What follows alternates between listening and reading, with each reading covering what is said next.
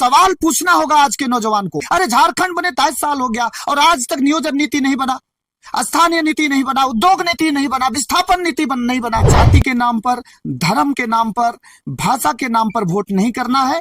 Vote अंतरात्मा से पूछिए। एक वोट, अगर आपका एक ही वोट सही आदमी को पड़ेगा, भले वो पार्टी हार जाए, भले वो नेता हार जाए, लेकिन सही आदमी को वोट कीजिए। आपको शुरुआत करना होगा, आपको बदलना होगा। राजनीति गंदी है, राजनीति को दुरुस्त नौजवान करेंगे, पढ़े लिखे लोग करेंगे। आप मेडिकल कॉलेज कितना बताएं, उस पर काम करना, या नौजवान के लिए रोजगार कितना दिए, उस पर बात करना चाहते हैं। शिक्षा के लिए आपने क्या काम किया, उस पर बात करना चाहते हैं। एक वोट का मतलब क्या है? एक वोट से हम पूरा भारत का इतिहास को लिखते हैं, अपने इतिहास को लिखते हैं, अपनी व्यवस्था को दुरुस्त करते हैं। नमस्कार, आज मैं हूं कोडरमा लोकसभा क्षेत्र में और यहाँ पे आज हम जानते हैं कि कोडरमा लोकसभा के साथ साथ जो झारखंडी के जो मुद्दे हैं, झारखंड के मुद्दे, उस मुद्दे को लेकर इसी बीच हमारे साथ आज जेवीकेएस के केंद्रीय महामंत्री प्रेम जी हैं। आइए उनसे जानते हैं कि छात्रों के हित में किस तरह की उनकी लड़ाई चल रही है और आगामी लोकसभा जो चुनाव है उसको लेकर किस तरह इनकी तैयारी है। सबसे पहले तो आप अपने बारे में हमारे दर्शकों को बताइए। जोहार आपको और आपके चैनल में जितने भी श्रोतागण हैं, सबको मेरा खत्यानी जोहार रहेगा, क्रांतिकारी जोहार रहेगा। जैसे कि अभी आप देख रहे होंगे कि हम लोग जो आंदोलन कर रहे हैं, ये आंदोलन ये बहुत ही मतलब समझिए सैकड़ों वर्ष के बाद, या कहिए कि कई सालों के बाद ऐसा आंदोलन होता है। इस आंदोलन में आप देख रहे होंगे किसान वर्ग या जितने भी पीड़ित लोग हैं, जो झारखंड के जितने भी बेरोजगार लोग हैं, या जिनको ज़मीनें लूटी जा रही है, या जिनका शिक्षा माफिया है, उनके खिलाफ अगर लड़ाई करें, तो इस आंदोलन में अगर आप बात करेंगे तो हमारे साथ जितने भी लोग जो दबे कुचले हैं और गरीब लोग हैं, वो लोग जुड़े हैं। और हमारी जो आंदोलन है, इस आंदोलन में आप देखेंगे कि हमारे आंदोलन में तमाम तरह की जो भी रैलियां होती है, उसमें पैसे जो होते हैं, कोई साउंड दे देता है, कोई अपना टेंट दे देता है, कोई गाड़ी दे देता है। तो बड़ी पार्टियां जितनी भी है वो घबरा गई है कि इतना फंड आता कहाँ से है। और कई लोगों को तो विश्वास नहीं होता है कि ये जो इन लोगों का जो फंड है वो कहीं ना कहीं किसी से मिल रहा है। दर्शकों को बताइए जेबीकेएस जो है वो क्या है और ये संगठन किस लिए काम करती है। कि जेबीकेएस एक अभी समिति है, ये पार्टी बनी नहीं है। और जेबीकेएस का फुल फॉर्म होता है जे फॉर्म झारखंडी, बी फॉर्म भाषा, के से खतियान, एस से संघर्ष और समिति। झारखंडी भाषा खतियान संघर्ष समिति। और इसी आप समझ सकते हैं कि ये जो लाइन है, ये जो समिति का नाम है, इस समिति और संस्था का नाम में ही अर्थ छुपा हुआ है। भाषा खतियान के लिए हम लोग संघर्ष कर रहे हैं। झारखंडी लोग जो हैं भाषा के लिए, खतियान के लिए संघर्ष कर रहे हैं। इसीलिए झारखंडी भाषा खतियान संघर्ष समिति ये नाम है। और हम लोग अब क्योंकि चुनावी दंगल में आ चुके हैं, हमारी कुछ दिनों में हमारा नामाकरण जो है, आपको जल्द ही जब हमारे बॉस जो हैं, हमारे केंद्रीय अध्यक्ष जो हैं, जब क्लियर करेंगे तो आपको देखने को मिलेगा कि केंद्रीय अध्यक्ष जब नाम सर्वा जग जाहिर करेंगे तो उसमें कुछ ही दिनों के अंदर जो है हमारा नाम, हम लोगों का नाम कुछ दूसरा मिलेगा, यानी कि हम लोग तब्दील हो जाएंगे दूसरे नाम में। ये समिति भी रहेगी लेकिन हमारा पार्टी का नाम कुछ और रहेगा। कोडरमा लोकसभा चुनाव को लेकर कुछ ही समय बचे हुए हैं। अब इस लोकसभा चुनाव को लेकर इनका जो पूरा एक संगठन आपका वो किस तरह कार्य करेगी? देखिए, सबसे पहले तो मैं आपको बताना चाहूँगा कि झारखंड बने हुए 23 वर्ष हो गए और इन 23 वर्षों में अगर झारखंड में कहा जाए तो छात्रों के लिए, किसानों के लिए, या फिर यहाँ पर जो भी रोजगार के लिए अगर कहा जाए तो कोई भी पार्टी ढंग से काम नहीं किया है। हम लोग देखते हैं कि कई लोग हमारे भाई जाते हैं तो वो लोग पूछते हैं, उन लोगों से पूछा जाता है कि आप लोग झारखंड से हैं? बोला जाता है हाँ झारखंड से हैं। तो झारखंड में इतना मिनरल्स है, इतना संसाधन है, उसके बावजूद आप लोग क्यों आए हैं? रोजगार नहीं है वहाँ पे झारखंड में। तो झारखंड में 40% मिनरल्स है। अगर पूर्ण रूप से अगर उसकी जांच हो, वैज्ञानिक जांच हो, तो 50% का मालिक, मिनरल्स का मालिक झारखंड है अकेले। यानी कहा जाए कि खनिज पदार्थ में 50% अगर खजाना है तो झारखंड के पास है पूरा भारतवर्ष में। तो भारत का आधा खजाना का मालिक झारखंड है। और उस झारखंडी लोगों के जो नौजवान हैं वो भीख मांगने के लिए, रोजी रोजगार के लिए कभी अगर जाते हैं, उड़ीसा जाते हैं, बंगाल जाते हैं, या कोलकाता जाते हैं, या कहिए बम्बई जाते हैं, या मान लीजिए बेंगलोर जाते हैं, या किसी अन्य राज्य जाते हैं, या कहीं दूसरे देश जाते हैं, तो रोजी रोटी के लिए जाते हैं। अगर रोजी रोटी का संसाधन हमारे झारखंड में अगर मिल जाए तो ये तो फिर बाहर नहीं जाएंगे। तो इस 23 वर्षों में झारखंड क्यों बनाया गया? झारखंड इसलिए बनाया गया कि झारखंड के लोगों का विकास हो, झारखंड में मूलवासी आदिवासी का आगे बढ़ाया जाए। अगर आप देख रहे होंगे कि अगर 23 वर्षों से पहले अगर आप झारखंड में किसी गांव में जाते तो उस गांव की स्थिति ऐसी थी कि वहां पर एक झोपड़ी रहता था, झोपड़ी में 2 बैल रहते थे और खेती किया जाता था। तो खेती किया जाता था, खेती से ही भरण पोषण होता था। कोयला दूसरे जगह के लोग लूटते थे, अबरक दूसरे जगह के लोग लूटते थे, लोहा इस्पात दूसरे जगह के लोग चलाते थे। यानी झारखंड में झारखंडी को कहीं भी मान सम्मान नहीं मिला। अंततः ये लड़ाई हमारे भगवान बिरसा मुंडा के समय ही हुआ था। और हम लोग सौभाग्य इस धरती से हैं कि कहा जाए कि भगवान बिरसा मुंडा उनका नाम है जो स्वतंत्रता, भारत की स्वतंत्रता सेनानी रहे हैं। और वो बढ़ चढ़ करके समझिए कि अगुवाई किए हैं। और जिस समय अंग्रेजों के खिलाफ बिरसा मुंडा ने लड़ाई को शुरुआत किया, उस समय किसी भी भारत के अंदर किसी के अंदर उतना ताकत नहीं था कि वो लड़ाई को ये कर पाए। और बिरसा मुंडा सिर्फ 23 वर्ष में अपनी आगाज किया, अपने मुंडा समाज को लेकर के जिस तरह से आंदोलन किया अंग्रेजों के खिलाफ, और जिस तरह से उसने अलग राज्य का डिमांड उसी समय किया था। तो झारखंड का डिमांड और झारखंड जंगल झाड़ का एक आदिवासी संगठन जो था वो पहले से ही राज्य का मांग कर रहा था। लेकिन अभी जो अंततः अटल जी के प्रधानमंत्री रहते हुए माननीय अटल जी हमारे भारत रत्न से भी सम्मानित हुए, और उन्हें मैं बहुत, हमारे आदर्श भी हैं वो, और मतलब कर्मठ और ईमानदार थे वो, अटल थे, अटल नाम भी था उनका, और अटल वो रहते भी थे अपने बातों को लेकर के। तो उनकी कृपा रही कि झारखंड राज्य मिला। लेकिन झारखंड राज्य का निर्माण 15 नवंबर 2000 ईस्वी को क्यों हुआ? और भी दिन हो सकता था। उसके साथ 2 राज्य और बना, 15 नवंबर को 2 राज्य और बना। लेकिन 15 नवंबर को ही झारखंड राज्य का स्थापना दिवस हम लोग मनाते हैं। और स्थापना इसलिए किया गया क्योंकि 15 नवंबर को बिरसा मुंडा का जयंती है, जन्मदिन है। और झारखंड में अगर कहा जाए तो स्वतंत्रता सेनानी या तो झारखंड के लिए शुरुआत से लड़ने वाले अगर हमारे कोई भगवान रहे हैं, या कोई हमारे आंदोलनकारी रहे हैं, या हमारे कोई कहिए महान क्रांतिकारी रहे हैं, तो वो है भगवान बिरसा मुंडा जी। तो उन्हीं का जन्मदिन पर जो है हमारा झारखंड राज्य का निर्माण हुआ। लेकिन झारखंड राज्य निर्माण तो हो गया, लेकिन 23 वर्षों के अंदर अभी अगर कहा जाए तो झारखंडी को कहीं जगह नहीं है। आप थाना चले जाइए तो आप देखेंगे कि कोई भागलपुर से मिलेंगे, कोई औरंगाबाद से मिलेंगे, तो कोई कहीं से मिलेंगे। दुख इस बात की है कि हमारे बच्चे पढ़ लिख जा रहे हैं और उनकी नौकरी को बेच दिया जा रहा है। अभी फिलहाल कुछ दिनों पहले आप देख रहे होंगे कि झारखंड की नौकरी को बेचा गया। अब हम लोग जब आंदोलन करते हैं तो हम लोग के ऊपर केस डाल दिया जाता है। आपको मैं बता दूं, 15 धाराएं हमारे ऊपर लगी हुई है, और ये 15 धाराएं ऐसी है जो कभी भी पुलिस अरेस्ट कर सकती है। और जो भी 15 धाराएं हैं वो बिल्कुल ही निराधार है, उसका कोई भी अर्थ नहीं निकलता है। एक लोकतांत्रिक देश में अगर अपना हक का और अधिकार का मांग करना भी अगर गलत है, तो फिर मुझे लगता है कि तमाम जितने भी चीज गलत हो रहा है सभी सही है।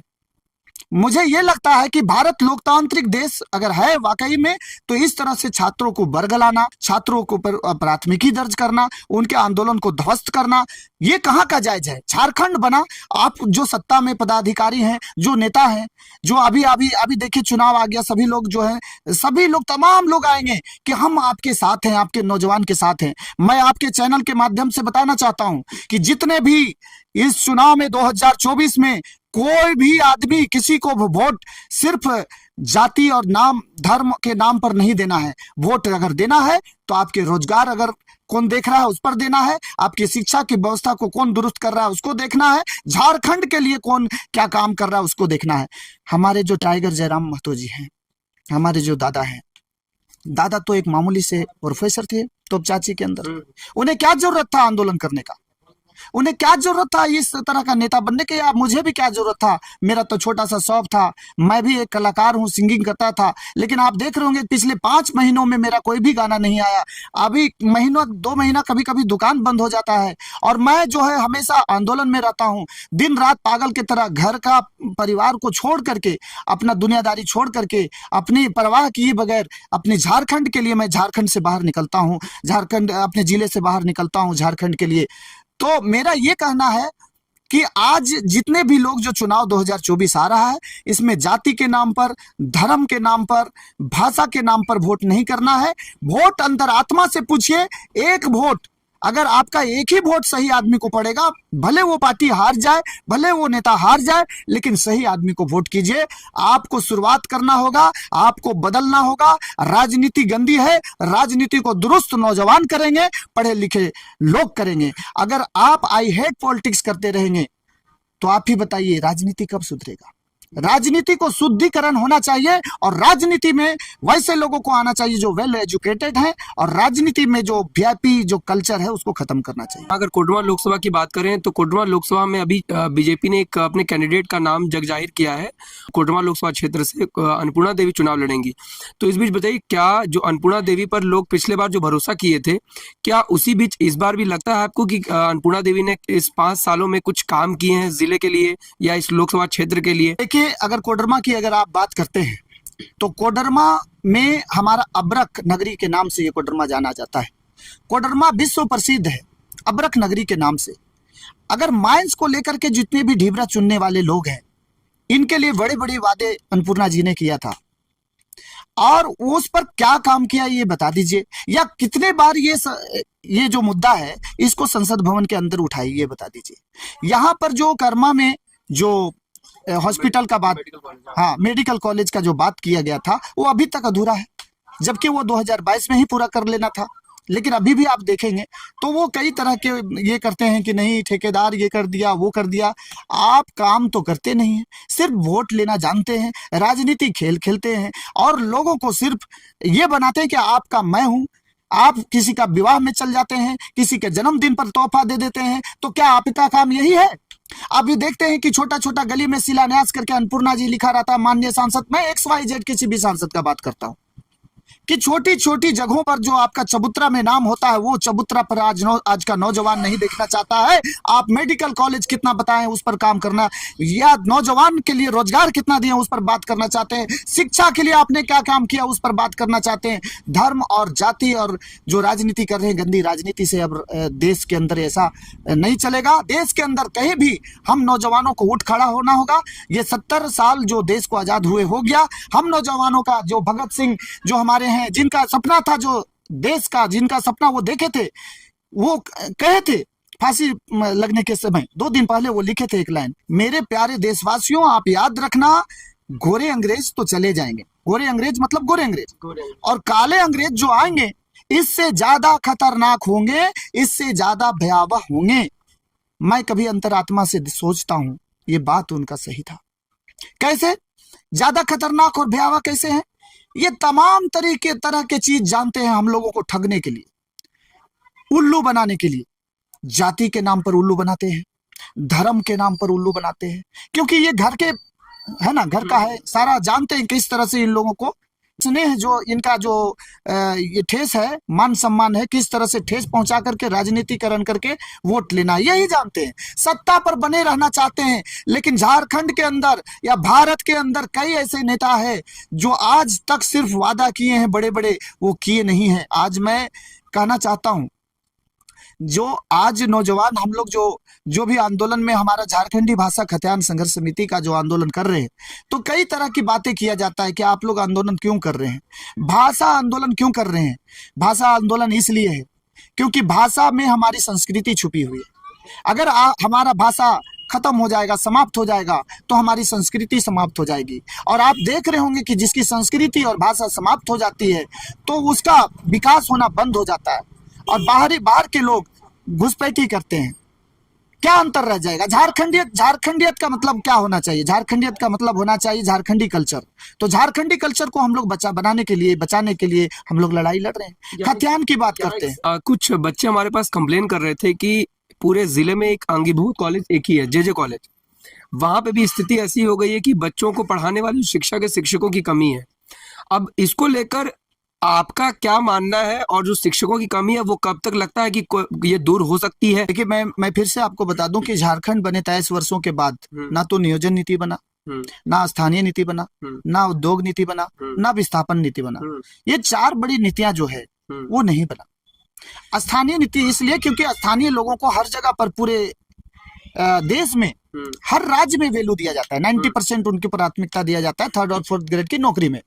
मेरा झारखंड में आज 23 वर्षों में क्यों नहीं बना? तो विधानसभा के अंदर आपको वोट क्यों देता है आज के नौजवान और किसान वर्ग? आप कोई भी तरह का नीति नहीं बनाते हैं तो आप वहां पर क्या करने जाते हैं? आप विधानसभा में किस लिए जाते हैं? सवाल यह है, और सवाल पूछना होगा आज के नौजवान को कि आप वहां कब पर क्यों जाते हैं और वोट क्यों करते हैं ऐसे लोगों को जो ना तो समझ पाते हैं नीति क्यों बनाना चाहिए। अरे झारखंड बने 23 साल हो गया और आज तक नियोजन नीति नहीं बना, स्थानीय नीति नहीं बना, उद्योग नीति नहीं बना, विस्थापन नीति नहीं बना। तो इसका फायदा फैक्ट्री वाले उठा रहे हैं। विस्थापन नीति, विस्थापन मतलब कि जमीन खींच के ले लेंगे, आपका लड़ झगड़ करके ले लेंगे, पुलिस को मैनेज करके ले लेंगे, और ना तो आपको जमीन के बदले ना उचित मुआवजा देंगे, ना आपको नौकरी दिया जाएगा। इसलिए विस्थापन नीति का मैं बात कर रहा हूँ। स्थानीय नीति इसलिए क्योंकि उनकी नौकरी को बेचा जा रहा है।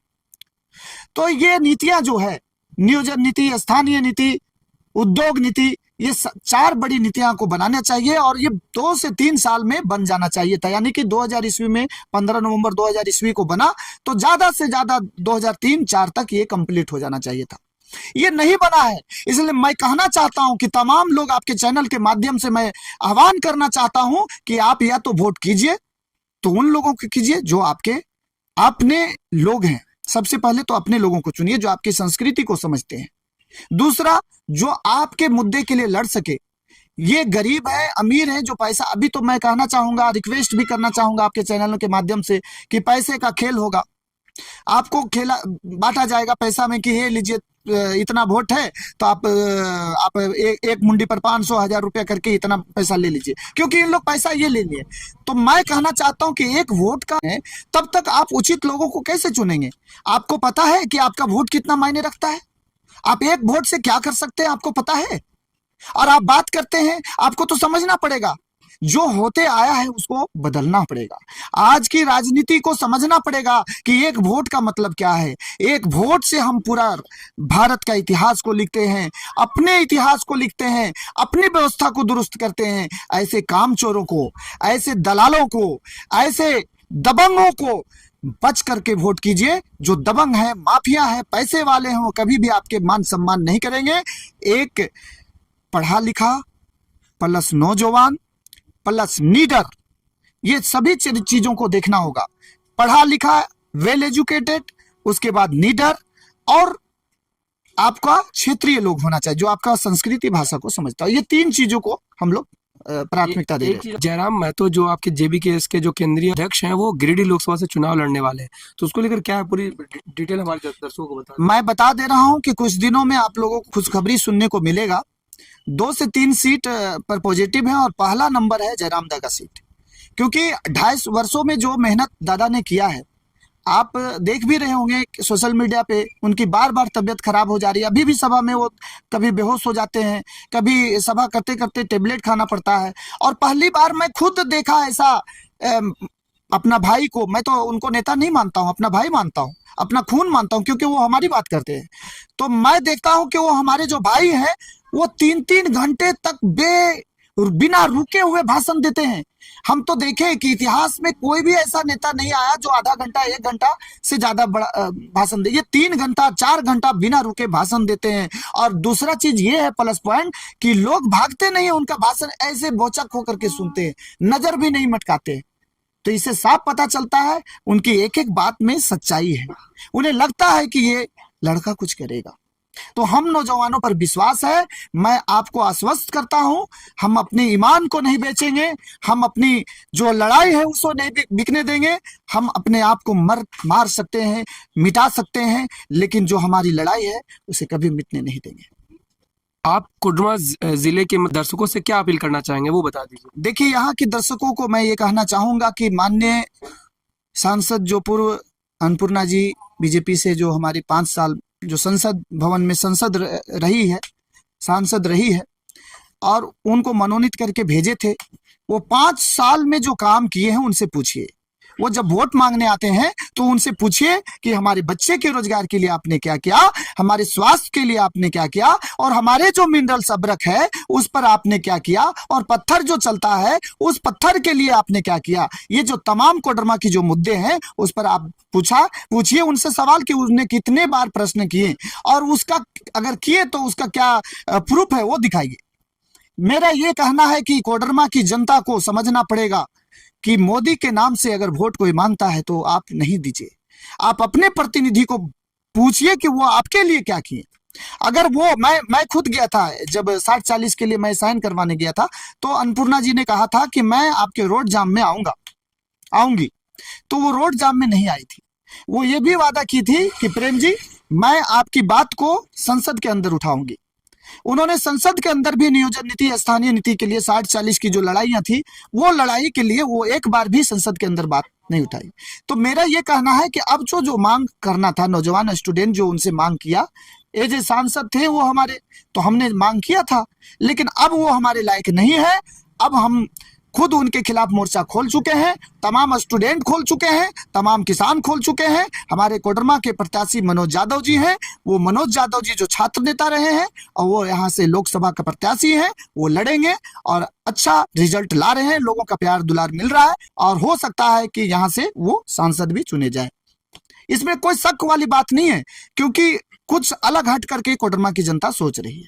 अभी आपने JBKSS के केंद्रीय महामंत्री प्रेम कुमार जी को सुना।